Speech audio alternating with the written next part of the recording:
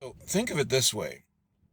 You have Adam and Eve, or the first animals, the first bears, the first whales.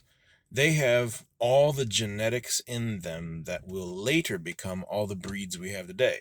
So Adam and Eve were probably lightly brown, or maybe mid-brown. And their descendants separated at the Tower of Babel. We know this both from the Bible, we know this from ancient archaeological history, and they separate.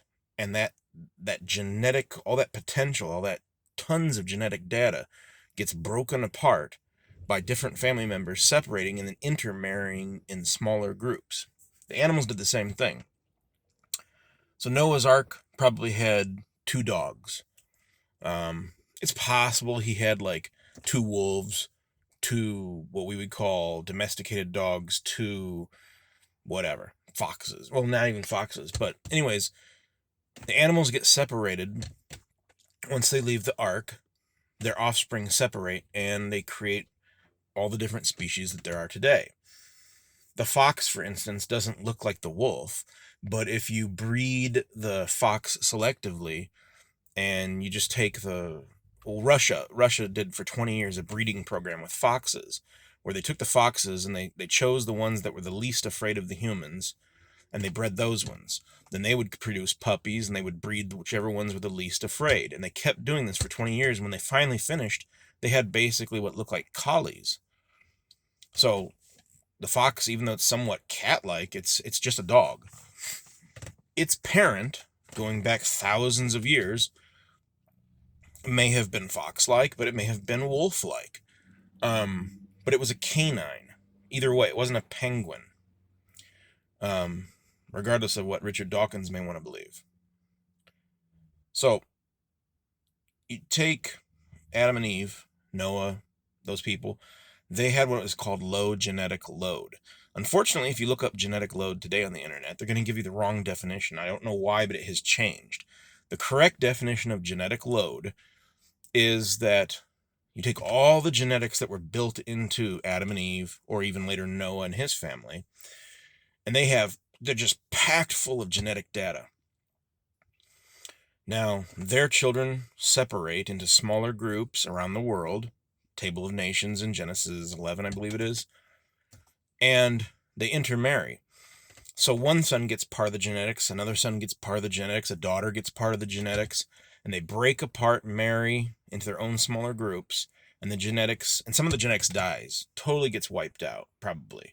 Like the Canaanites, the curse on Canaan. As far as we know, the Canaanites were completely wiped out. Some of them were probably married into well, we know some of them were married into the Jews because Rahab was a Canaanite and she was married into the Jews. So some of it was brought into the Jews, but a large majority of the Canaanite bloodline was just destroyed for good reason. They were worse than Nazis, literally.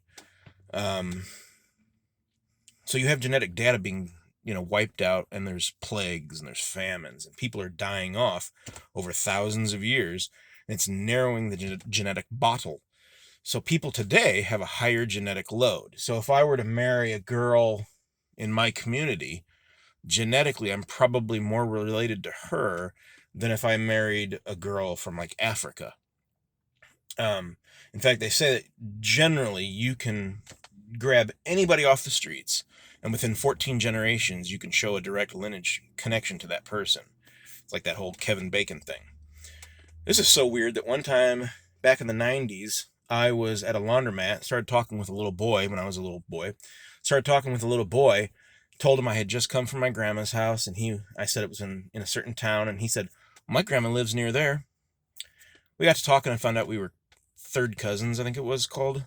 My grandma and his grandma were first cousins. What? And this is 180 miles away from where our family lives. We just randomly met each other. Became good friends. People are related all the time. One of the problems with the hookup culture in the bars is people are hooking up with their own half sister and they don't even know it, because someone slept with someone. Well, they know his name was Michael Johnson, or something, and there's so many of those names, or they don't really remember it, and then they have a child, and then that person had gone with someone else and they had a child, and then those two meet up in a bar. Now you have interbreeding. But as time goes on, humanity and animals have higher genetic load. Something like a Chihuahua has a really high genetic load because so much of the good genetics has been removed from it to make it the small little dog. But its ancestor, if you go back to 100 years, its ancestors had lower genetic load. It had a lot more genetics in them, but it was subdivided by deliberate action of the human to select for certain features like smallness and things like that, and the other genetics were lost out of it. So the point being that Noah's Ark, he probably didn't have however many species we consider there to be of penguins, because they're minor differences. Let's say I don't know how many species there are. Let's say there's 5. Well, there probably was 1 back then. Or possibly not even what we would think of as a penguin, maybe something that was a mixture between a penguin and some other type of a bird, and maybe that bird has gone extinct. But this parent bird later became the penguins, and then the penguins divided into the different, emperor penguins and whatever else there are, but they all shared the same ancestor, and it was a penguin or something like a bird. All pigs descend from pigs. All Democrats descend from pigs. All dogs descend from canines, cats from felines, things like that. So all of that, when you go back in time and there's far fewer, those can fit on the ark and all the food.